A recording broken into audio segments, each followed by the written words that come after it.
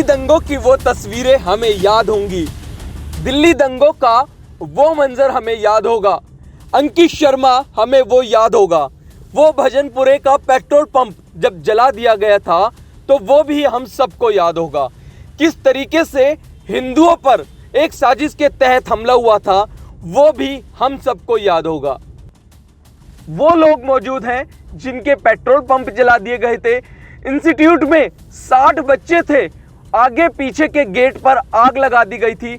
उस शख्स ने बड़ी हिम्मत करके अपने आप को किस तरीके से बचाया था और सबसे बड़ी बात यह कि उन्होंने उन 60 बच्चों की जान बचाई जिन लोगों को उन्होंने जान से मारने की कोशिश की थी। तो आज यहाँ पर ये वही लोग हैं जो दिल्ली दंगों के पीड़ित हैं और आज ये उस सदमे से नहीं निकल पाए हैं जिस सदमे को इन्होंने बड़े नज़दीक से देखा था। ये जो है हर साल करते हैं ताकि सबको ज्ञात रहे कि वो दंगे किस तरह से हुए थे और उन बलिदानियों को जो सनातनी उसमें युद्ध में एक तरह का धर्म युद्ध था उसमें अपने सनातनियों की रक्षा करते करते बलिदान हुए उनकी श्रद्धांजलि देने के लिए करते हैं। और उन दंगाइयों के बारे में बताना चाहते हैं कि समाज को एक तरह से एकजुट रहना चाहिए। जो विधर्मी कुचक्र चला करके किस तरह से समाज को गलत दिशा की ओर मोड़ते हैं उनसे कैसे बचना है और सनातनियों की रक्षा कैसे की जा सकती है आगे, किस तरह से सनातनी एक रहेंगे तो नेक रहेंगे और सेफ रहेंगे, वो बताने के लिए ये कार्यक्रम होता है। उस कार्यक्रम में आज मेरा रहना हुआ था और मेरी उन सभी बलिदानियों को विनम्र श्रद्धांजलि है। जो परिवार के लोग आए थे, जो दंगे में जिनको नुकसान हुआ था, काफ़ी लोग यहाँ आए थे, तो उनके विचार आपने सुने, उनका क्या कहना था? उन सब का यही कहना है कि उनके आंसू हैं, वो रुक नहीं पा रहे हैं, कि उनको याद आती है उनकी कि उन्होंने उस जुल्म को सहा है, उनकी दयनीयता है। उन सबको ढांढस बनाने के लिए भी हम सब इकट्ठे होते हैं। क्या संदेश समाज को? समाज को एक ही संदेश है, बटेंगे तो कटेंगे, एकजुट होकर रहेंगे तो नेक रहेंगे, सेफ रहेंगे।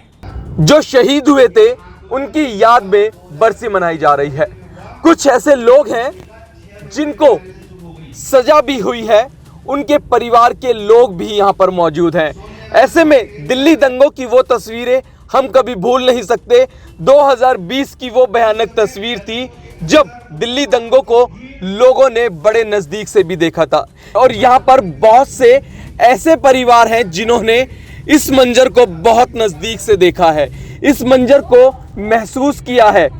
तो आज हम उन लोगों को सुनते हैं, उन लोगों से बात करेंगे जिन्होंने अपने परिवार के उन सदस्यों को खो दिया था जो दिल्ली दंगों में कहीं से कहीं तक उनका लेना देना नहीं था। हम याद कर रहे हैं वो दिल्ली दंगों की उन तस्वीरों को। ये वही लोग हैं जो याद तो कर रहे हैं उन अपने परिवार के लोगों को, याद तो कर रहे हैं उनको, लेकिन विवश हैं कि कुछ कर नहीं सकते। लेकिन यहाँ पर लोगों का यही मानना है कि दिल्ली जब बाबरपुर जैसी विधानसभा थी तो वहां पर गोपाल राय मंत्री थे, आम आदमी पार्टी के बड़े नेता थे, तो चाहते तो वो दिल्ली दंगों में कुछ कर सकते थे।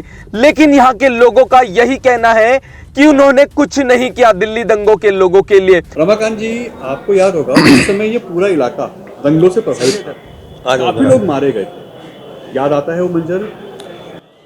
एक तरह से वो घटना जो थी वो आक्रमण था और मैं समझता हूँ कि यहाँ बहुसंख्यक हिंदू है, शायद इसलिए बहुत कुछ बच भी गया।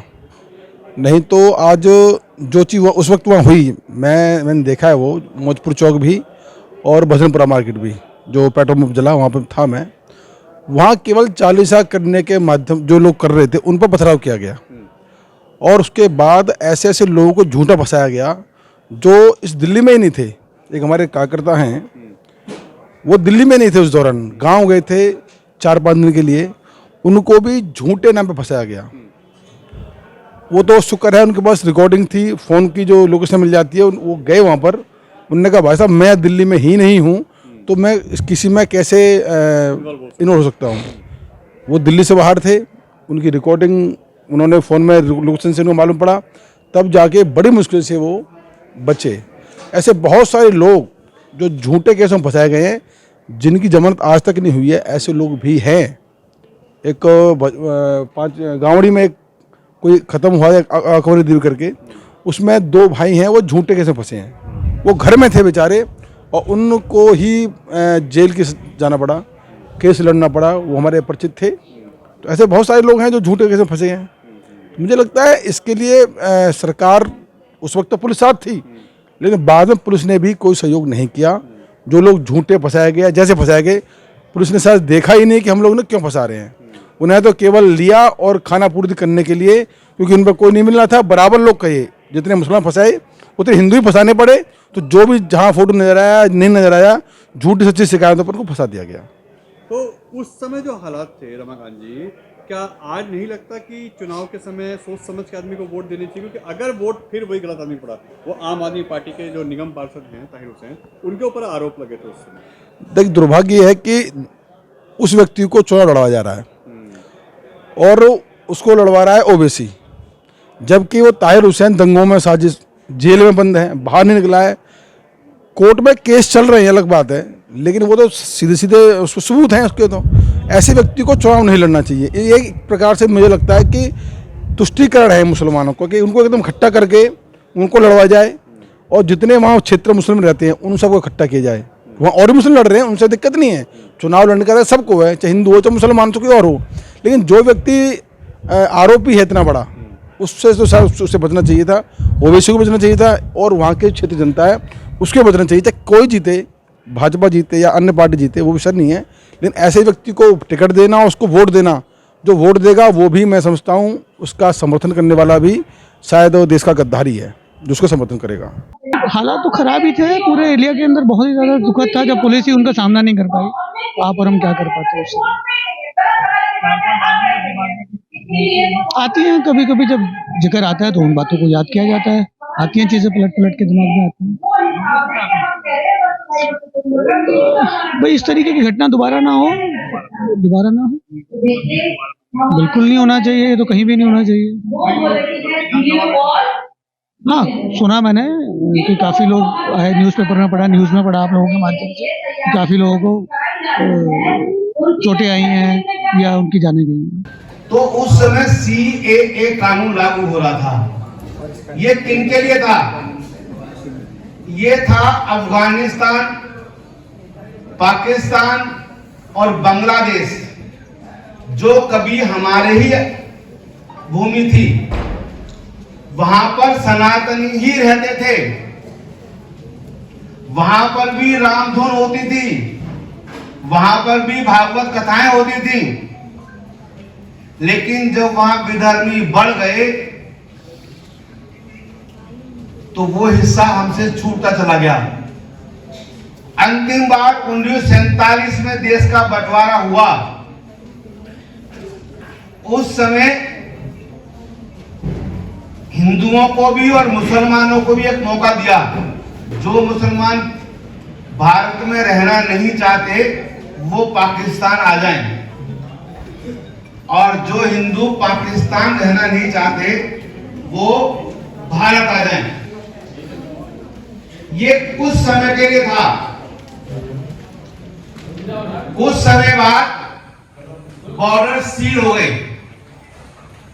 तो जिस समय आबादी इधर से उधर हो रही थी 10 लाख से ज्यादा, उस समय हिंदुओं ने बलिदान दिया जब देश का विभाजन हुआ। उन लोगों को यहां नागरिकता मिल जाए जिन लोगों को यहां से पाकिस्तान जाना था। ये तय हुआ था कि वहां के जो हिंदू हैं इधर आएंगे और यहाँ के मुसलमान वहां जाएंगे। वहां के हिंदू आ गए और फिर एकदम बॉर्डर लॉक कर दिया, पूरे हिंदू नहीं आ पाए, 24 में फंस गए। लेकिन यहाँ के मुसलमानों को उस समय रोक लिया गया। तो ऐसे हिंदुओं को नागरिकता देने के लिए वो कानून आया था। सिखों को नागरिकता देने के लिए कानून आया था। क्रिश्चियन को नागरिकता देने के लिए कानून आया था। मुसलमानों ने कहा कि पाकिस्तान से आने वाले मुसलमानों को भी नागरिकता दो, ये हम पर जुल्म है, और उसके लिए उन्होंने शाहीन